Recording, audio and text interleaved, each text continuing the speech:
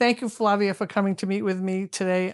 As the president of Positively for Pink, I think it's important for us to sit with someone that does investments, financial investments. So um, I do believe that as they're going through their journey, and when they're getting closer to coming through that, people are going to start thinking about what it is that they can do to put themselves in a better financial position. And as that's something that you do Yeah. with FR Investment Group, then I think it's important for us to sit and have this meeting. Absolutely. I couldn't agree more. So I'm going to start asking a couple of questions. I guess I would ask, in thinking about that, how can they start saving money if it's just a few dollars at a time? Great question. So I think the main thing is to really think of starting small. Like dieting, if you dive too far into it and think too big, it's probably going to fail. So, Similarly to budgeting, it's one of those things where every penny counts. I know I have it set up on my Bank of America app where I have a keep the change, and it's not keep the change to the merchant, it's keep the change to my savings. So, if I go out and buy a coffee and it's $2.50, Bank of America automatically transfers that other 50 cents to my savings account. So that's a really nice feature to have there if your bank offers it. But think really small. Even a few dollars makes a world of a difference. It's a habit. So, saving and budgeting, it's all creating small, good financial habits where, even as a professional, I find myself sometimes sitting there saying, oh, I wasn't really that great on my budget because, it was a wedding or somebody's birthday or whatever else have you, where it happens, and don't beat yourself up over it. It's, take that as a lesson to, maybe be a little bit more mindful the next time. I wouldn't ever say it's a failure. It's growth and learning opportunities. It's less about the number and that routine. And I think if people think about it more that way, it's a little less daunting and a little less restrictive feeling. yeah, I think people, when they think about financial advising or financial savings to put themselves in a better Yeah. position, they think bigger. They don't Yeah. think about the pennies or the adding up of the $20 or I say that because I think about that for my own self.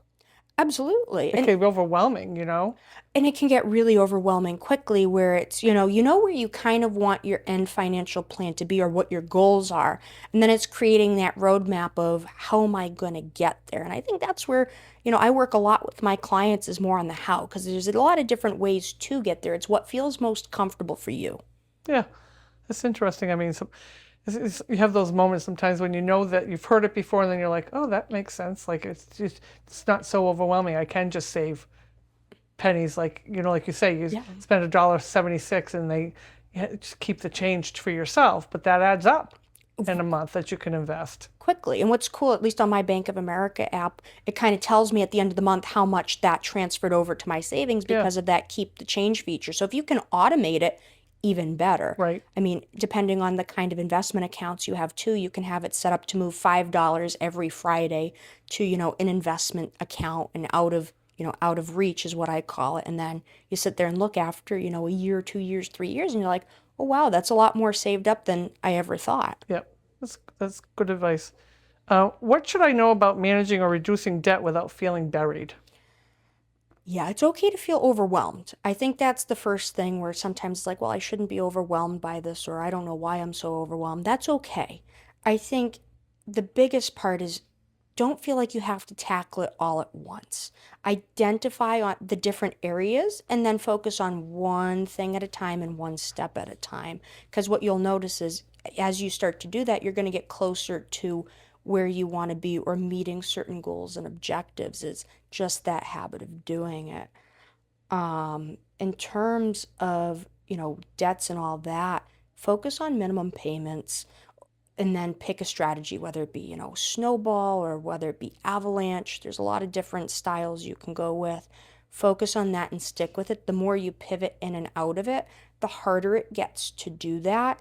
And the goal is progress. I think a lot of people think it's perfection, and it's, did I do better than yesterday? Did I do better than last week? Did I do better than last month? And that's going to make a world of difference. And as a financial professional, I'm always here to help. especially when it comes to mapping out a plan, because sometimes I feel like it's that compass where, when you're in a certain situation and you put a magnet on the bottom of that Mm-hmm. compass, it starts spinning and Mm-hmm. spinning and you don't know where to go. Where Mm-hmm. sometimes just sitting down for, an hour or so saying, hey, this is the situation. Can you help me navigate this a little bit? It makes a world of difference. And Mm-hmm. don't be afraid to ask for help. I think more people are more afraid to ask for help than they are the financial situation sometimes. Yeah, I mean, I think that's a testament to why we focus on low income, because low income women get diagnosed much later in their journey because they are afraid, because Right. financially they can't afford it, right? So Yep. that's kind of part of that. And I think a lot of women or men too don't understand that you can call a debtor and talk Yep. to them about managing that. I'm going Absolutely. through something. Will you do this? Will you do that? Yep. And sometimes that's overwhelming too. Absolutely. And I think at the end of the day, it's realizing that the person on the other line on the phone is also human. They might be You working, hope. you hope, you hope. It could Yeah. be a robot Right. or AI in Right. today's day and Right. age. But yeah, at the end of the day, it's, still people and, there is a level of humanity, I think, that's still out there. Yeah. I think so that leads into the next question is like, now you've gone through all of this and you've had to manage all of that, hopefully, and you've had help to do that. Now Yeah. it's time to rebuild your debt. How do you do that? Well, and the good news is credit can be rebuilt. Sometimes it takes time, but the biggest thing you can do is pay your bills on time and consistently do that and keep up with it. I think that's a huge part. Try to keep balances low on credit cards. That's a little bit harder in certain situations, but the more you can reduce that, the better it is. Again, start small, stay consistent, pick a strategy and roll with it and be patient. Unfortunately, it does take a little bit of time. There are Hmm. resources out there to help, and people you can consult who specialize in rebuilding credit card debt, and they're always a really good resource too. And it goes back to building that team. I know we talked about it in the last video with Michelle, but there are a lot of resources where you can sit there and say, hey, do you know somebody who does this? And you can navigate to get to where you need to be. Well, let's talk about that. Where are those resources?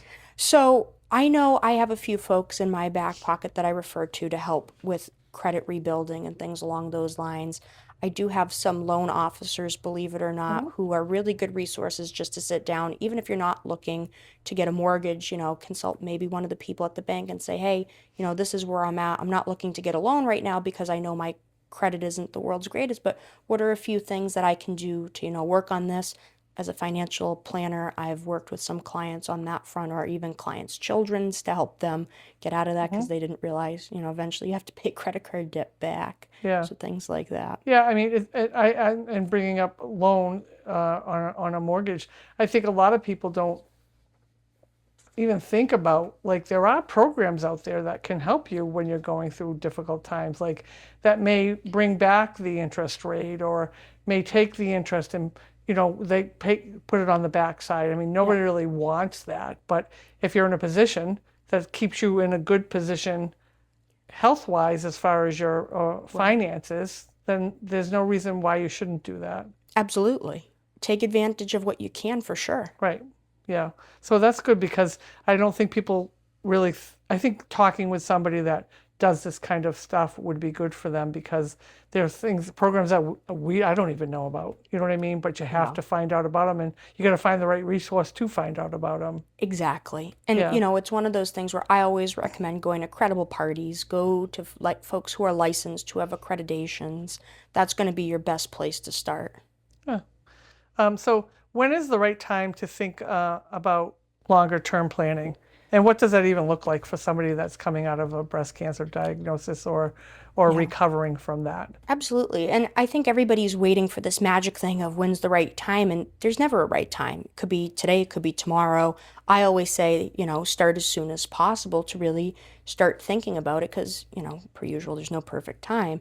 And then, I would say rule of thumb for at least cancer and all that is maybe when things feel a little bit more stable because at the end of the day, things are changing really quickly. So in that moment, it's, making sure you get certain planning together. But for the longer term, it's once you feel like you are in a really, when you're in a comfortable place where things aren't changing as quickly and your health may be stabilized and you're feeling up for it. I think Hmm. that's the other big part where make sure health wise you feel okay to do it. In terms of financial planning, I think everybody wants a big, elaborate financial plan and they think there's a lot that goes into it where sometimes simple's best. I think build savings, pay down debt, write down your goals and like kind of what you're thinking. What are some things you want to achieve by the end of the month, the end of the quarter, the end of the year? I think that's a really good way to think about it, especially as you're just getting out. It's, writing those down. And then the other secret to what I do, it's, long-term planning is just a series of smaller planning where it's, we sit down and talk about how, a month went, how a quarter went, and then what you learn is that becomes the big plan. It's the little steps that get you to the end goal or the end trajectory of where Yeah. you want to be. And I think that's a big misconception where it's like, oh, I'm going to get to the end of the goal with this big thing and this is what I have to do. And it's, well, no, it's like these tiny itty bitty things that'll get you there. So this leads me to this thought process. Like, if this video was over Yeah. and I was watching this video by saying, thank you for your time and all Yeah. of that, right? And the video ends and I'm done watching it. Me, myself, would be saying, I can't afford, I can't, that's great. Thank you for the video. Flavia is very nice. I know Kathy, right? Right. But, you know, I had a state job, thankfully. So I had my own retirement pension. I had the 401k. I've had all of that. And I'm not saying that a lot of people watching this don't Yeah. have that. They probably do. But they got sick. They had to go through this, right? I didn't have to pay for my 401k. It was paid for by my job. Are they crazy? I can't afford to pay for this. Yeah. So that's, if this Yeah. ended without even and done, that's Yeah. my mind would have gone that. That's great. Absolutely. Well, and that's the majority. Right. I think the greatest misconception is, to have a, financial planner, it costs all this money where in reality, it really doesn't. So it's one of those things where there are different fee structures and ways to go about it, and different practices run things differently, where some firms do have minimums. Our firm is a no minimum practice, where you have to find somebody who you feel comfortable with and is the right fit for you, but don't let the pricing of it scare you away because there are some firms where you'd be surprised by how accessible they are, and they are out there and they do exist. You might have to do a little research into it, but they're there. Yeah. So I call you up and I say, hey, listen, Yeah. I want to start doing financial planning. I know it's really hit me. I really need to get my ducks in a Yep. row. I don't want, if something like this happened again, I don't want to, I want to be able to, yes, I may need assistance, but I'd be able to live my life too, right? Absolutely. So I'm going to call you up and say, I can give you $20 a week, maybe. Yeah. Maybe I can give you, I don't know, $20 a month. Hmm. In my mind, I'd be like, they're going to laugh at me. Absolutely not. Well, and that's how I run things in my practice, where it's, I see it as a longer term relationship where, you're sitting there and we're trying to reach an end, goal together, and we're going to work towards that and do our best to help you pursue what that is. And I think that's the main thing with the comfort level where don't be afraid to come in and talk to somebody. I know our firm has a 1 hour free consult, and we'll sit down and look at things and say, hey, you know what? I think this will be a good fit. I think we're going to be able to work together. I think, we can help you pursue what you want to get work towards. Where, there are times where I think people forget that everything's accessible. It's just a matter of figuring out the right fit for you, where, it might not be, a firm that's one style, it might be a different style. And in the realm of educating individuals, I think, on the different styles of practices, that's something that as financial planners, I think we can really work a little bit harder to do is explain, the different options to folks and what's out there. Yeah. I mean, I just think I think on the more cryptic level, I Yeah. think sometimes, and Yep. I think, oh, I'm talking to this fine. We go to events and we sit and Yep. we talk and we try to meet each other and Yep. we're trying to get business for each other, right? I mean, that's what the world does as a Mm-hmm. whole.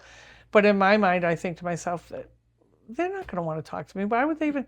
They're going to like, they're laughing because I'm like, I have nothing to give you. But that's not true. No, I mean, I have clients who, start with, $10. I have clients on the other side of the spectrum. As I said, I look at it more towards that relationship and am I going to be able to help? Because if I'm not a good fit, I'll point blank say, hey, I think maybe this is somebody you should speak with, or I think you should go in this direction. Well, that's good to know. And so I appreciate your candor and honesty about that, because I think it's not, I think I'm more the normal thought process in the world of investments. Oh, absolutely. Everybody thinks of, asset management and wealth management and that you have to have all this money to start. That's the norm in it, which is why, I use the term more financial planning because one, I'd love to know what wealth is. Everybody has a very different definition of 100%. what it is. Yep. To somebody it could be hundreds of thousands, to other people it could be millions. It really depends on the individual. And I think that's the thing about financial planning is there's no one size fits all solution. Everything's very customizable and tailored to make sure that the client feels comfortable. And I think to me that's the most important part in working with clients. It's, do you feel comfortable with this plan? Because if you're not comfortable with it, we're not doing it. We need to position.